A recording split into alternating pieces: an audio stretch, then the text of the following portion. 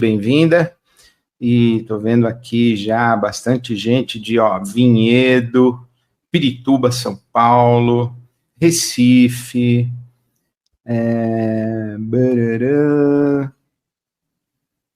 Campinas, Lins. Muito bom. Boa noite, boa noite, boa noite, boa noite, boa noite, boa noite. Que bom estarmos aqui novamente, conversando, quarta-feira. Essa semana, pensei bastante o que eu falaria hoje, sobre por onde eu entraria, onde eu andaria.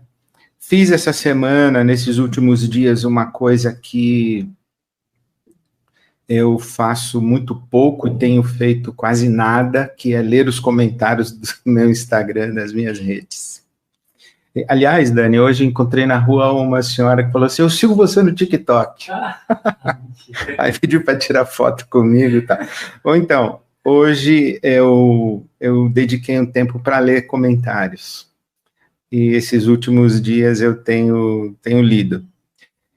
E acho que desde ali dos meus sermões, em que eu falei sobre a religião fundamentalista, domingo passado falei sobre a religião mercantilista, domingo que vem vou falar sobre a religião idolátrica e o evangelho da graça de Deus. Então essas minhas falas, e especialmente a minha reação, meu posicionamento a respeito do PL 1904, sobre aborto, em que eu disse, inclusive já disse aqui, né, eu sou contra o aborto, sou contra a criminalização do aborto.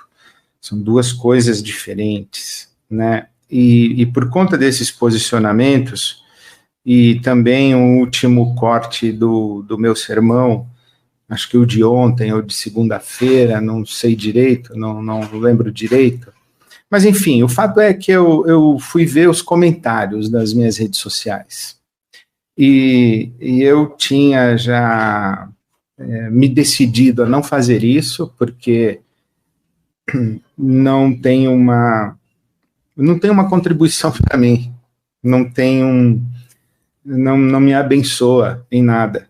É muito triste, né, que o comentário do meu perfil, os comentários do meu perfil não me abençoam, eu não tenho prazer em ler, não gosto de ler. E se fosse uma questão de contraditório, de discordâncias, ok, mas não é. O que me choca muito é o desrespeito, a deselegância, a deseducação, a crueldade com que as pessoas falam. Com certeza, se estivessem diante de mim, olhos nos olhos, cara a cara, elas não falariam o que falam num comentário de rede social. E me choca muito que essas pessoas, elas que me criticam tanto, que não é nem crítica, né? É um juízo e uma condenação, e essa postura, elas acreditam que elas estão servindo a Deus e que elas estão defendendo o evangelho, a verdade, a Bíblia, a palavra de Deus, a igreja, Jesus. Elas acreditam nisso.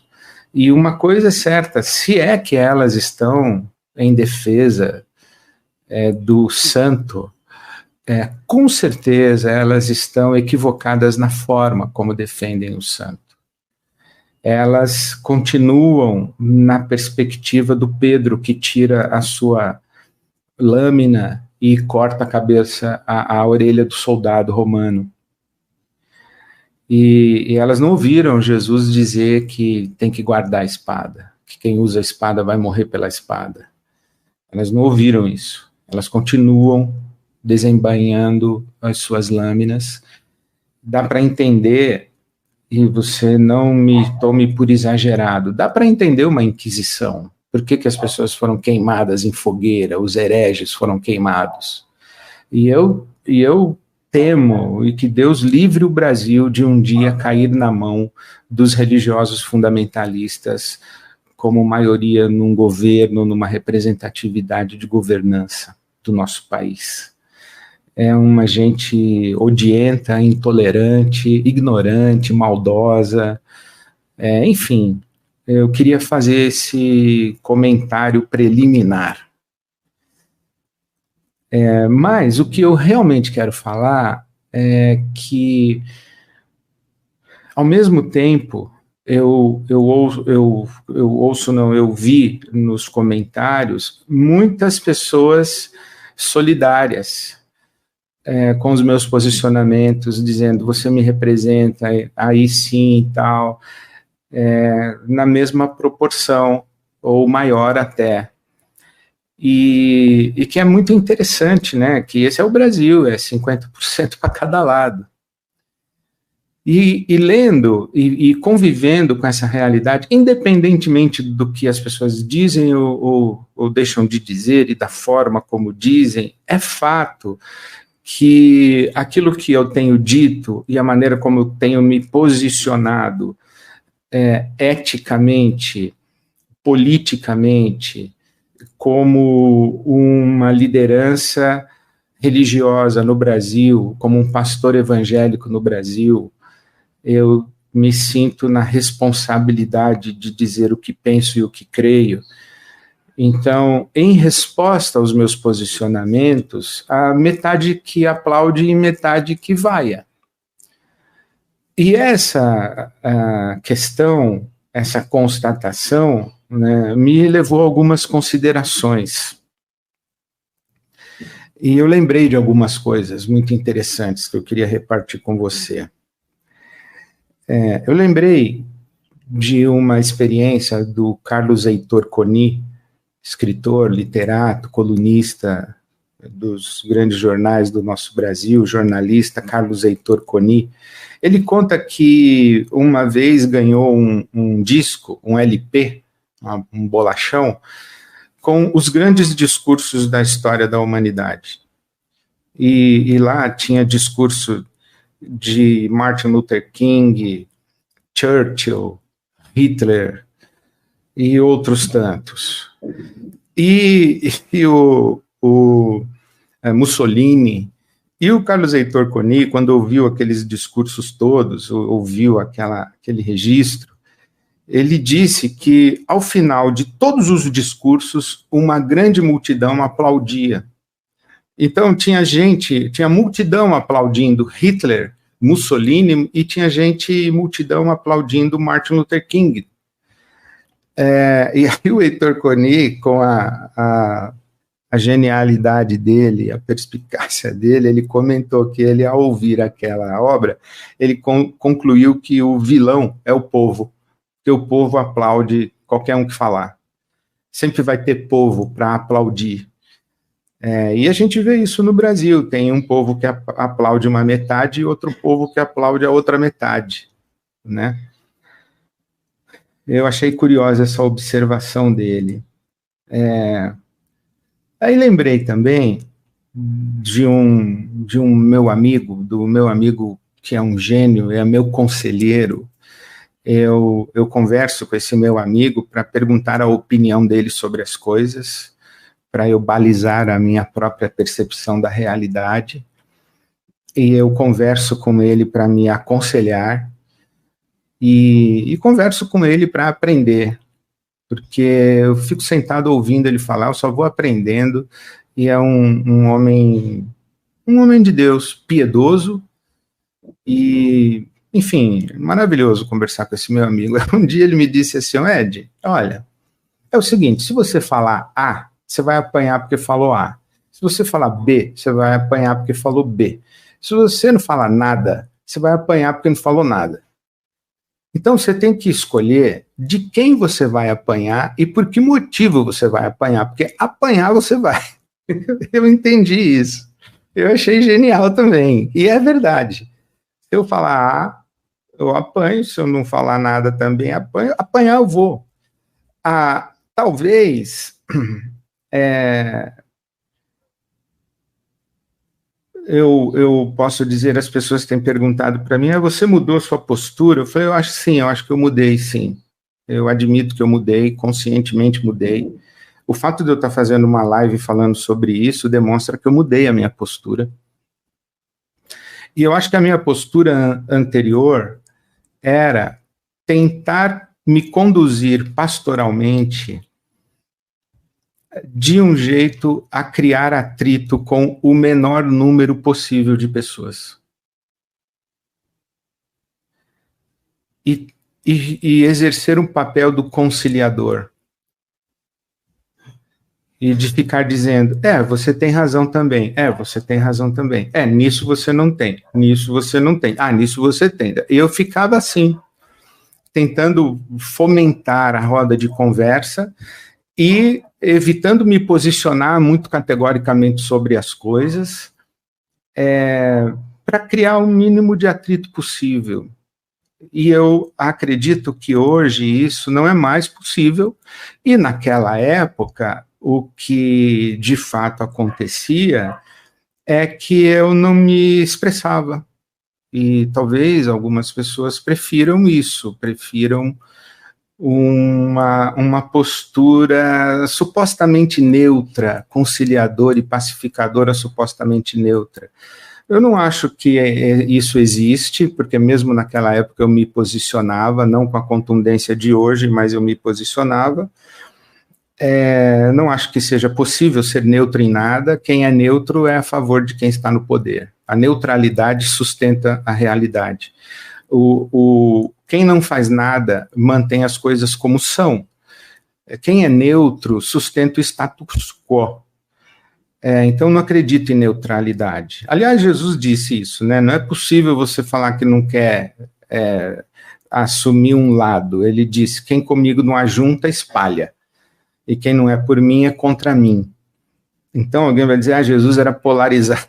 Eu acho que entre o mal e o bem, entre a luz e as trevas, entre o seu comprometimento ético e a sua consciência ética, não tem neutralidade.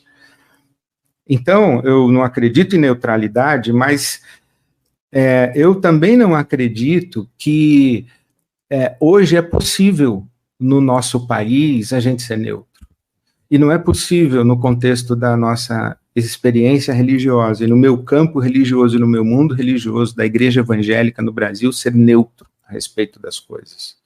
Inclusive porque as coisas que são discutidas e debatidas hoje tratam de vidas humanas e afetam a vida humana. Tem gente morrendo, tem gente passando fome, tem gente morrendo enquanto faz aborto, tem gente fazendo aborto, e tem criança morrendo no ventre da mãe. O aborto é isso, a criança morre no ventre da mãe antes de nascer. E tem mãe que faz e que morre enquanto faz aborto, né? Tem gente morrendo com tiro de polícia, tem polícia morrendo com tiro de bandido.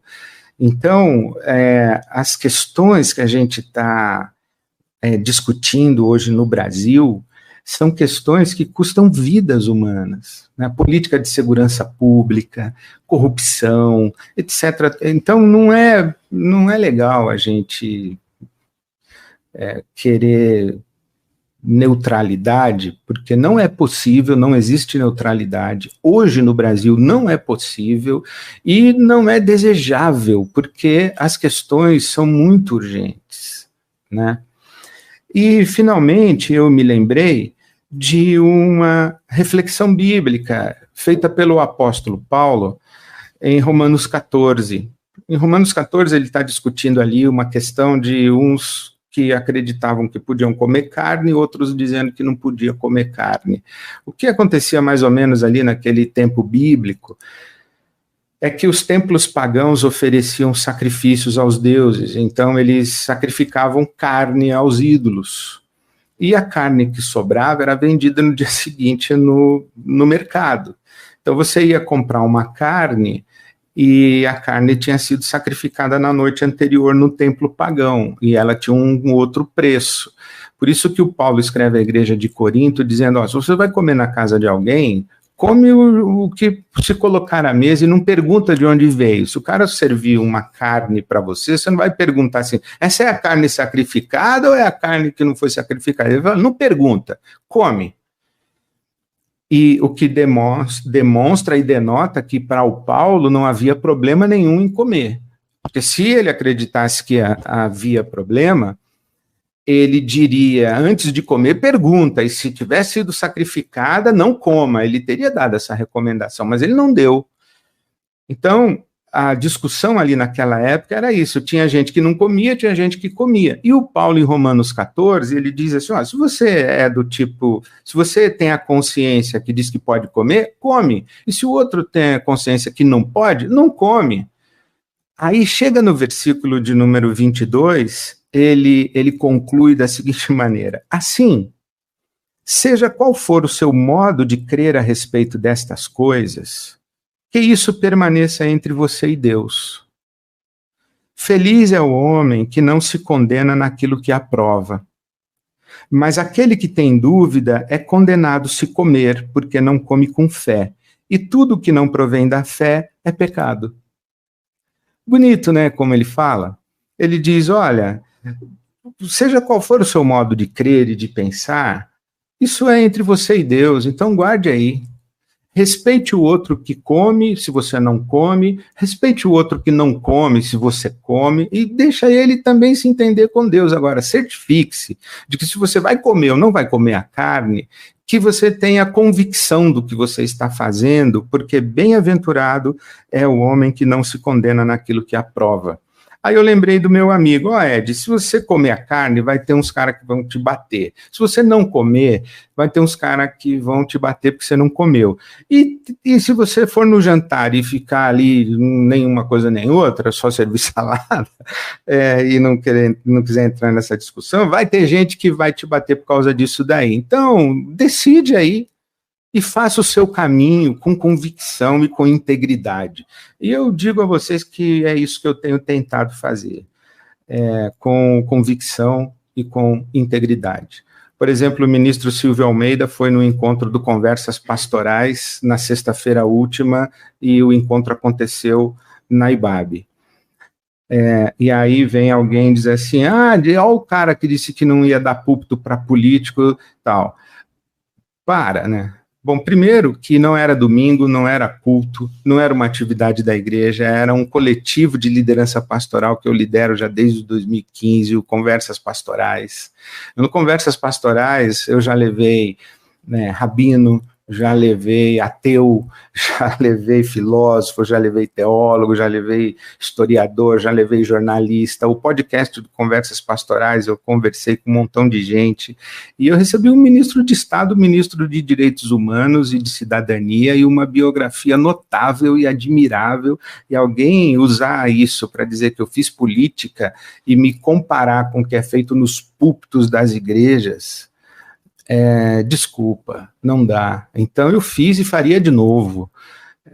E eu devo satisfação e respeito à governança da minha comunidade, que se ela disser não faça, eu não faço, mas se metade das mídias sociais disserem não faça, eu tô nem aí, porque tem a outra metade que diz que para eu fazer. Então o que eu tenho que fazer o quê?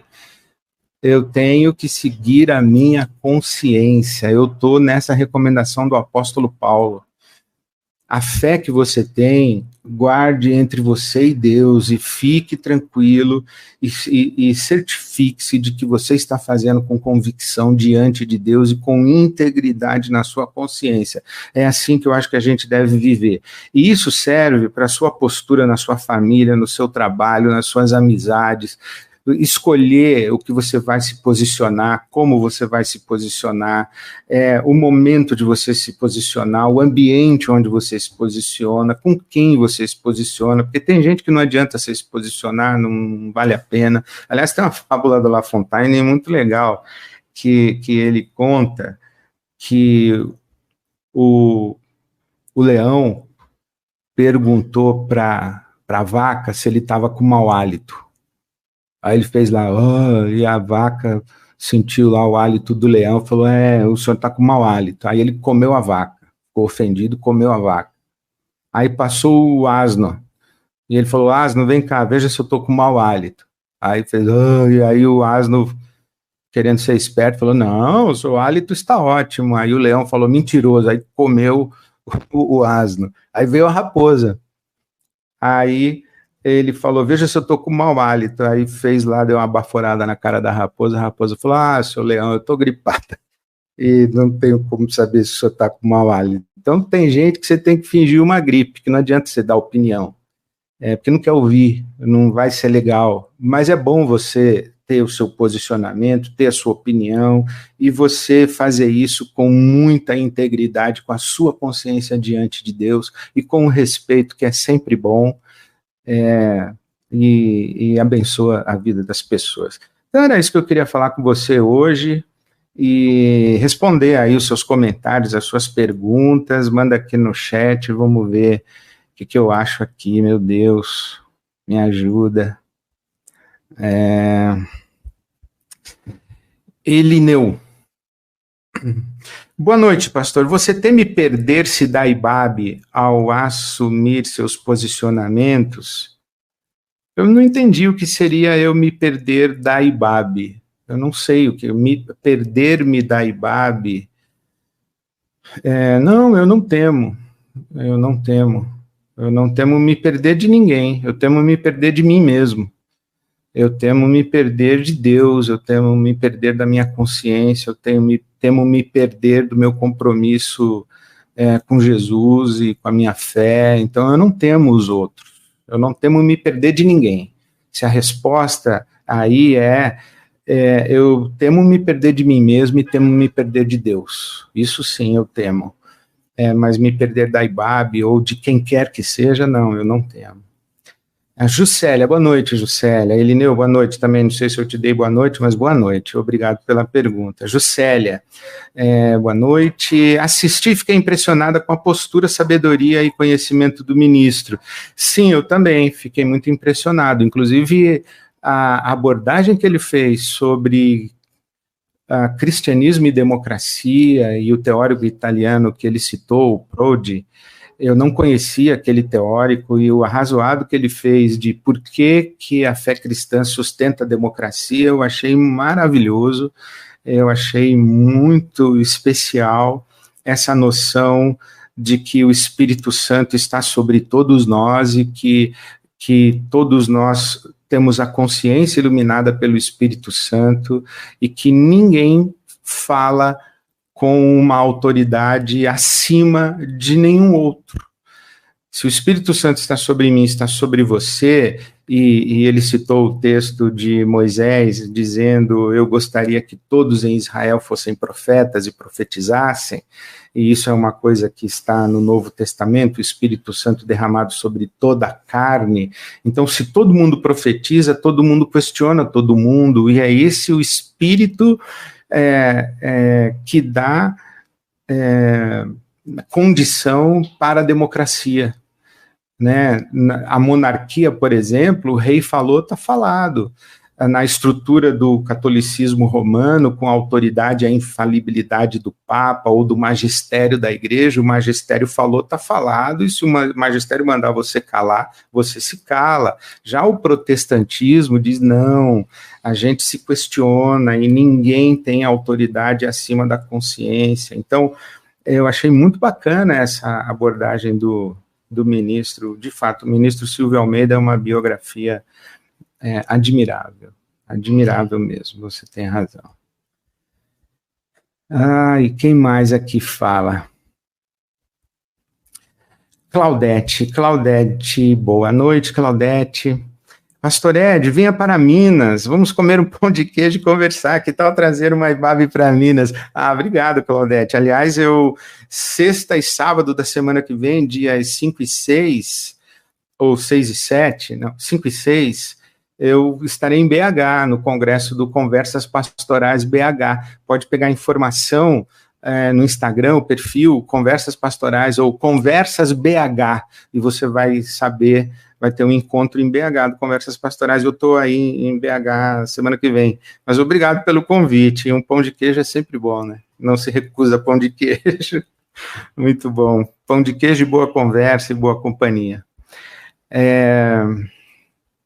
Que mais? Aniele, boa noite, Aniele. Por que o apóstolo Paulo era completamente diferente de Jesus em seus posicionamentos? Eu não sei se ele era completamente diferente, não. Ele reage a situações dentro do seu contexto cultural, social, político, histórico. Ele reage a situações e ele lida com questões que Jesus não teve que lidar. Né? Jesus interagiu com a religião judaica e a autoridade política romana, e o rei de Israel, Herodes, era um subserviente à autoridade política romana. Então Jesus lidou com a política romana e com a religião judaica. O Paulo, diferente, o Paulo ele lida com a religião judaica, com a autoridade romana e com todas as culturas pagãs para onde o evangelho está indo, para todos os contextos. Então você imagina que cada comunidade étnica, cada experiência religiosa, cada fenômeno cultural e cada fronteira que o evangelho atravessa, os dilemas vão se multiplicando e se complexizando.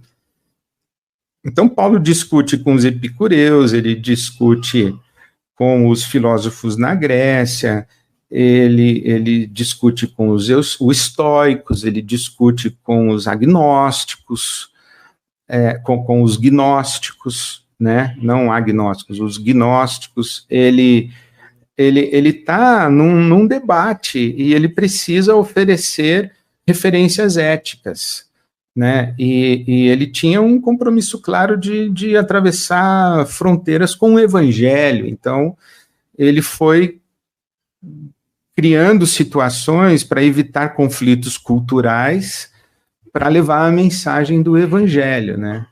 Mas à medida em que a gente vive hoje, 2000 anos depois, e o evangelho já está consolidado, por exemplo, no Brasil, você não precisa mais evitar conflitos éticos, você inclusive cria conflitos éticos e faz juízos éticos, né? Então eu não acho que o Paulo é diferente de Jesus. O Paulo ele é muito injustiçado e mal interpretado, eu acho, Aniele. Qualquer dia eu falo mais sobre isso daí, eu acho que é um tema muito interessante. O pessoal fala isso, né, que Jesus pregou o reino de Deus e Paulo inventou a igreja, que o cristianismo paulino é muito diferente do cristianismo de Jesus e dos evangelhos, e tem realmente muitas diferenças, mas eu não acho que não é tão conflitante assim. Bom, Marcelo. Olá, Marcelo, boa noite. Pastor, estaremos juntos nessa sexta em Maringá. Oh, muito bom. Quinta-feira agora, amanhã, eu viajo para Londrina, sexta-feira, Maringá, à noite, no Cineceira, e sábado de manhã, em Maringá, um encontro com pastores e lideranças lá em Maringá também. Então, estaremos juntos, Marcelo, muito bom. A igreja hoje mais apedreja do que acolhe. Como reverter essa situação? Essa situação é preocupante, já era previsível a igreja ser assim. Eu acho que é 50-50.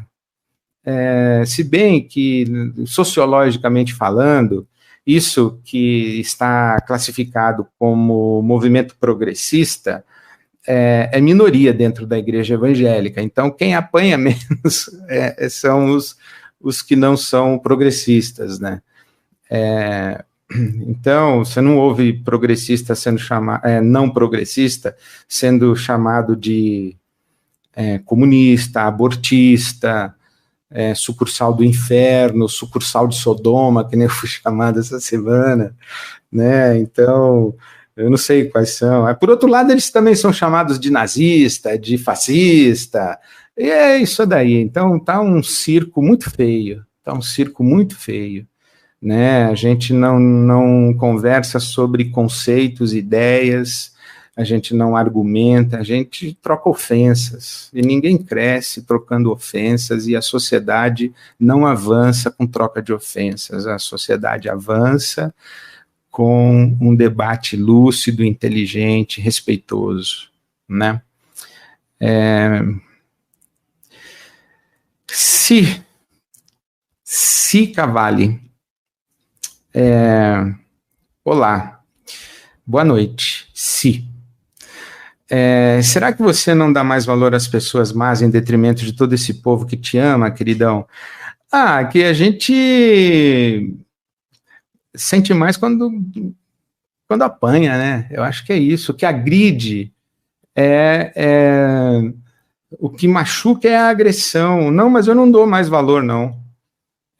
E obrigado por isso. Não estou dando valor. É que eu não posso ser indiferente, se. É isso que eu queria dizer. Posso ser indiferente. Aliás, uma outra coisa também. Eu tive um amigo que na época em que eu falava pouco, eu não me explicava, eu não tinha uma live como essa para eu falar, ele disse assim, eu entendo que você não dê satisfação aos haters, mas se explica, pelo menos para as pessoas que te seguem, te respeitam e te acolhem, para elas entenderem como você pensa também. Eu, às vezes, fico confuso. E eu falei, legal, eu acatei esse conselho. O fato de eu estar aqui, eu não estou aqui respondendo para os que não me apoiam e não gostam de mim, os que não me amam. Estou aqui por causa de você, inclusive, Si. Muito obrigado, viu? Edson, boa noite, Edson. Sou católico, mas gosto muito e acompanho sempre sua pregação e seus posicionamentos. Muito obrigado, eu fico muito feliz e estou muito feliz cada dia mais que eu encontro pessoas que me cumprimentam na rua, que falam comigo, que me mandam mensagem, que comentam, inclusive, nas redes, e que eu percebo que são fora do mundo evangélico, né, que não são de igreja evangélica, né. Antigamente eu cumprimentava uma pessoa e falava assim, de que igreja você é? Hoje eu já não pergunto bem assim, não. Eu falo, de onde você é? Aí a pessoa diz, eu sou de Campinas. Mas, na verdade, eu estava perguntando se é de alguma igreja, né? Mas eu já pergunto de onde você é, eu pergunto, você tem alguma experiência religiosa? Porque eu sempre me surpreendo com alguém que fala, sou ateu, eu sou agnóstico, eu sou isso, eu sou aquilo. E outro dia eu perguntei para uma senhora, eu falei assim, e a sua experiência religiosa com ela? Ela falou assim, eu sou afro, mas você é o meu pastor. Eu falei, muito bem, Deus te abençoe. Eu fico muito feliz com isso. O evangelho é acima desses rótulos todos, né? Que bom. Angélica, quando o senhor fará um culto no Maracanã? Tá de brincadeira, né? Isso é coisa para o Edir Macedo, ou você contém ironia na sua pergunta? Já pensou um culto no Maracanã? Imagina. Muito bem, no Maracanã, para ver o Flamengo, eu até topo. Iria lá para ver o Flamengo jogar. Júnior, dos pensadores cristãos primitivos, Tertuliano, Orígenes e Irineu, com qual deles você se identifica mais? E por que é Irineu? Vixe, eu não sei explicar por que é Irineu, mas Irineu de Lyon, por exemplo, eu gosto bastante dele. Orígenes, eu li pouco Orígenes. E também não sou um expert nesses autores cristãos, pensadores cristãos primitivos, mas o Irineu de Lyon é uma das referências que eu tenho, que trabalhou muito a questão da teoses, da deificação, da salvação como a transformação humana à imagem do Jesus Cristo ressurreto. Essa ideia de que Deus se fez homem para que o homem pudesse ser feito Deus, de que nós seres humanos estamos destinados a ser pela graça aquilo que Jesus foi por natureza. Enfim, eu gostei bastante de Irineu. Acho que o cristianismo primitivo tem muito a nos ensinar, sim, eu gosto. Dos três aí, eu acho que o Orígenes, embora seja talvez o maior de todos, é o que eu menos tenho contato ou relação. Beleza. Vamos lá. Gabriel Ferreira. É possível discordar de alguns pontos da visão da igreja ao qual se congrega e permanecer congregando? Eu diria, Gabriel, boa noite, obrigado pela sua pergunta. Olha, eu diria que é inevitável, não é possível você concordar com tudo na sua igreja, não é possível, tem alguma coisa errada se você concorda com tudo. Né? Tem alguma coisa errada, ou na sua igreja ou na sua leitura do que está acontecendo na sua igreja e dos discursos. E uma coisa que eu tenho dito para as minhas ovelhas na IBAB, na segunda-feira nós tivemos o louvorzão e foi uma festança, um louvorzão junino, caipira, e eu fiquei do lado de fora ali cumprimentando as pessoas, foi muito legal, e aí veio uma senhora e falou, pastor, eu sou aqui da IBAB há tantos anos, eu amo o senhor, e me deu um beijo, tirou foto, trouxe a mãe, falou, mas eu não gosto das coisas que você fala. Eu falei, louvado seja Deus, e que bom que a gente não precisa concordar com tudo, né? E eu fico muito feliz com isso, o ambiente da discordância é ótimo. Tem coisas que a gente não pode discordar, né? Mas geralmente a gente pode, né? Geralmente a gente pode e deve, eu acho que isso é saudável, esse ambiente aí. Eu digo para as minhas ovelhas, que bom que você não precisa concordar com tudo que eu falo, com tudo que eu penso, e que bom que você não concorda, fico feliz com isso. Elane, eu sou judia, boa noite, Elane. As suas pregações me lembram aquelas do saudoso rabino Henry Sobel, Shalom. Olha, muito obrigado, Elane. Eu recebo isso como um grande elogio, porque o Sobel, ele é um homem que eu admiro muito. Acompanhei o Sobel enquanto foi rabino aqui na Congregação Israelita Paulista. O Sobel é uma biografia notável da comunidade judaica no Brasil e em São Paulo especialmente. E eu fico muito feliz, muito obrigado. E eu gosto muito de ler os rabinos. Eu leio bastante, cito os rabinos, né? Heschel, Jonathan Sachs, Kushner, mais esses rabinos contemporâneos, né? O Newton Bonder, por exemplo, foi o rabino que eu levei no evento do Conversas Pastorais. Eu gosto demais da obra do Newton Bonder, enfim. Legal isso daí. Edna, boa noite. Boa noite. Algum livro novo em vista? Sim, livro novo em vista, eu estou escrevendo, mas não posso ainda falar sobre ele, não. Estou começando a escrever. Tem sim, tem um projeto. Aliás, eu estou atrasado com a minha editora, que eu tinha um prazo, 30 de junho, para entregar uma parte, que eu já falei para ela que eu não vou entregar, e ela já prorrogou meu prazo para mais 30 dias, eu fiquei feliz, obrigado. Mas tem livro novo, sim, eu estou muito animado com esse livro que eu estou escrevendo, com as pesquisas que eu estou fazendo, estou muito, muito entusiasmado com esse novo projeto aí. Juan,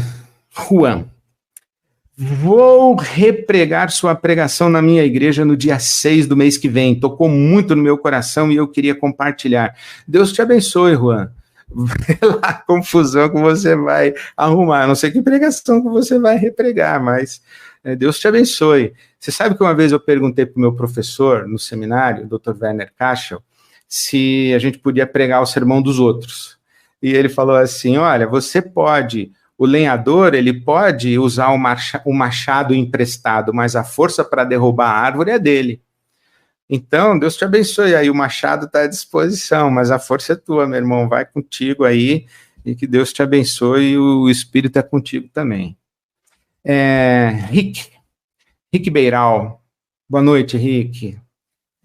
Explica pra gente, estou de mal com o cristianismo. Você disse no Correlê, com a Mica Lins, no tema subtextos, por sinal, excelente podcast. A Mica, minha amiga querida, aquela conversa com a Mica foi incrível mesmo. Quando eu falei eu estou de mal com o cristianismo, é porque eu tenho uma maluquice, inclusive a pergunta anterior sobre o livro passa por aí. A minha maluquice é o seguinte, eu sou dessa galera que concorda que o cristianismo é uma deturpação do evangelho, que o cristianismo é a religião de Constantino. É isso que a gente chama de cristianismo. Inclusive, esse é o meu assunto de Londrina e Maringá. O tema de Londrina e Maringá é Por uma Vida no Evangelho. O que é uma vida no Evangelho? E quando você faz uma comparação do que é uma vida no cristianismo e o que é uma vida no Evangelho, tem um choque aí. Tem um choque. Esse cristianismo templocêntrico, ritualista, dogmático, hierarquizado, essa estrutura religiosa, né? Veja que interessante, Jesus derrubou o templo e a gente fez catedrais de novo. Então é disso que eu estou falando, dessa tradição do cristianismo como uma religião entre outras religiões, que reproduz o modelo lógico e a lógica sistêmica de outras religiões e que o evangelho quebra radicalmente, Jesus quebra radicalmente a lógica dos grandes sistemas religiosos, inclusive do próprio cristianismo, né? Não foi sem razão que Jesus foi crucificado, e eu não tenho dúvida de que Jesus seria crucificado hoje, e assim como ele foi crucificado pelos líderes judaicos da sua época, hoje ele seria crucificado pelos líderes cristãos. Não faltaria líder cristão, clero cristão para crucificar Jesus hoje, não faltaria, e não faltaria povo cristão clamando o nome de um Barrabás aí qualquer, de um outro aí qualquer, de um mito qualquer. Vamos lá, então, a minha confusão com o cristianismo é bem antiga, eu já falo sobre isso há muito tempo. Aliás, meu primeiro livro publicado, o segundo, foi Quebrando Paradigmas, em que eu falo sobre isso daí. Felipe, quero estudar teologia. Ai, Felipe, Deus te abençoe. Boa noite. Quero estudar teologia. Como traçar um plano de estudo sério? Por onde devo começar? E essa pergunta aqui... não dá para responder agora desse jeito, não, mas você deve procurar um orientador aí perto, especialmente alguém com quem você possa conversar, orientar, fazer uma orientação bibliográfica para você, de por onde você começa a estudar teologia. Eu não tenho condição de te responder isso aqui agora, até sem saber qual é o seu background, saber de onde você está partindo, qual a sua experiência religiosa, enfim, por onde começar a traçar um plano de estudo. Mas eu digo, busque um orientador de sua confiança com quem você possa conversar e trocar ideias. Vai ser muito útil para você. Espero que você encontre aí perto de você, tá bom, Felipe? Vamos lá. Deixa eu tomar uma aguinha.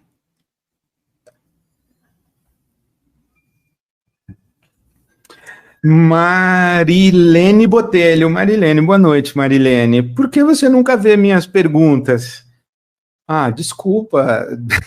Estou vendo agora. Qual seria a pergunta? Então, por que você nunca vê minhas perguntas?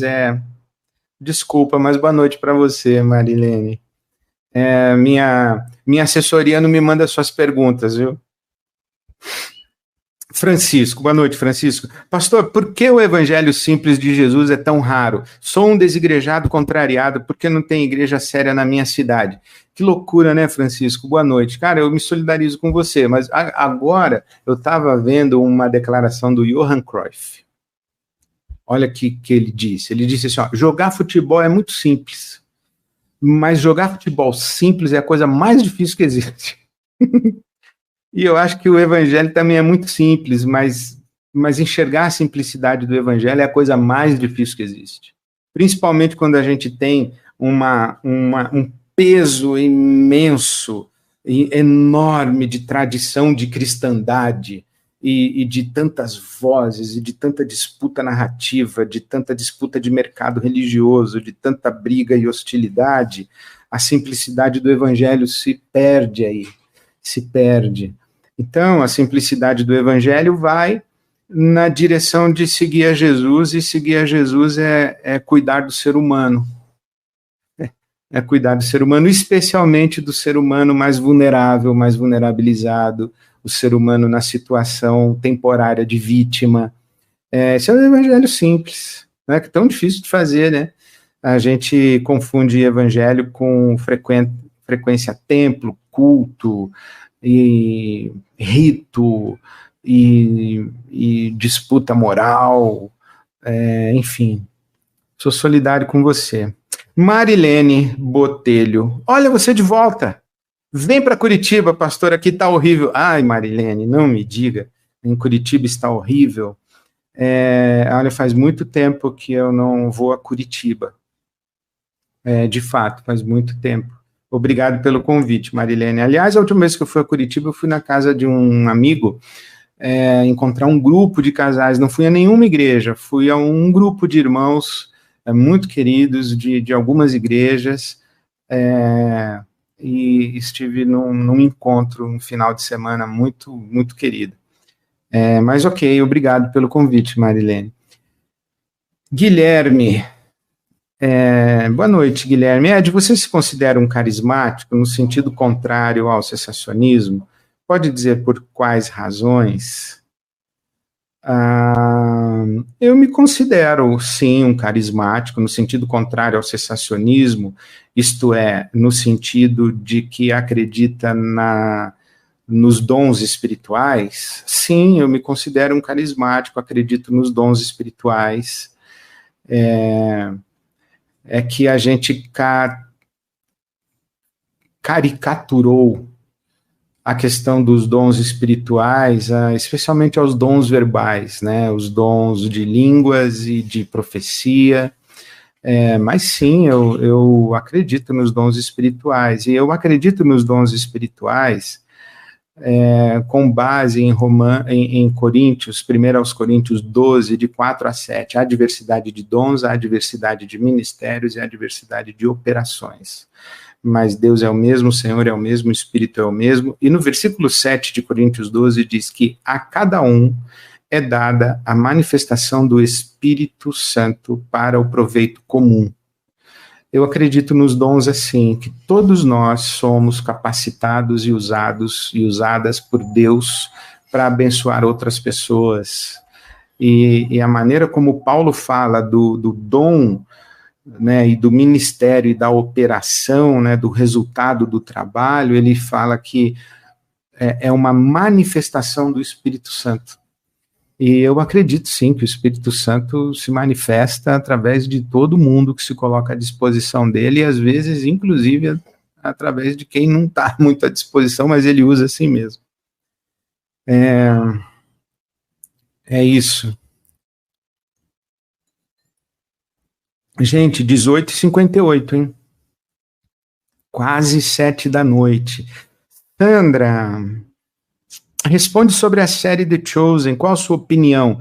Sandra, olha, boa noite. Eu vi 2 ou 3 episódios do The Chosen. Eu tenho agonia, porque eu tenho agonia de ver, então nem fui ver, então por isso que eu não posso falar. Mas eu só ouço falar bem, todo mundo que fala comigo diz que é muito abençoado, já recebi muito encorajamento para eu assistir, mas eu tenho agonia que eu fico comparando com a narrativa bíblica, eu fico, enfim, eu tenho agonia de ver The Chosen. Mas talvez eu supere isso em algum momento, aí eu te respondo, Sandra, mas o que eu posso dizer é isso, que todo mundo que eu ouço falar, fala muito bem da série, viu? Rick Beiral de novo, Rick. Pastor, conta pra gente um pouco do que você mais escuta do Espírito de Jesus no seu momento de oração. Conta aí. Não vou contar, não. Rick, mas eu vou te contar uma história muito bonita. Eu vou contar essa história e fica por último aqui.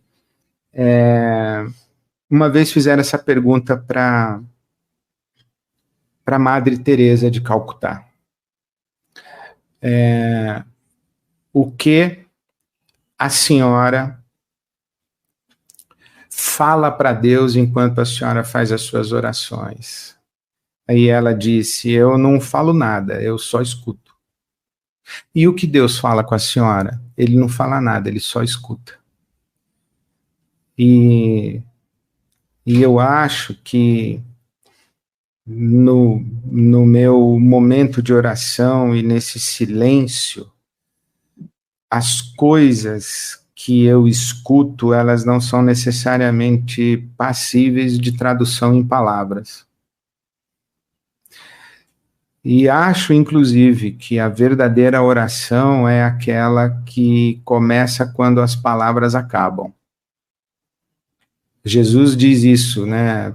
Quando você orar, fecha a porta do seu quarto e o seu pai que te vê em secreto. A oração é uma coisa que Deus vê.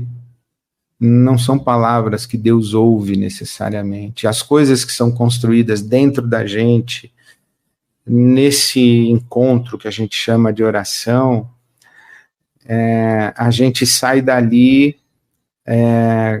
com... como disse Jesus, né? O teu pai que te vê te dá a recompensa. A gente sai dali com a recompensa, a gente sai dali recompensado, a gente sai dali levando alguma coisa. Mas essa alguma coisa nem sempre, ou não necessariamente, ou quase nunca, essa coisa pode ser traduzida em palavras, né? Lembra quando Paulo fala que ele está falando dele mesmo, mas ele diz, conheço o homem que foi arrebatado ao terceiro céu e ele viu coisas indizíveis. As coisas indizíveis, não é que apenas ele está proibido de dizer, mas é como se eles não dá para dizer, né? Então, esse quarto secreto aí é um lugar secreto. Mas obrigado pela sua pergunta, eu espero que você tenha muitos momentos aí de quarto secreto para que Deus te veja e te dê muita recompensa da sua oração. Gente, pessoais, um beijo para todo mundo, uma boa semana, até quarta-feira, se Deus quiser, e muito obrigado por esse papo aqui de hoje, no nosso encontro de live de quarta-feira às 18 horas. Então, até quarta, boa semana, um beijo no seu coração, Deus te abençoe. Tchau, tchau.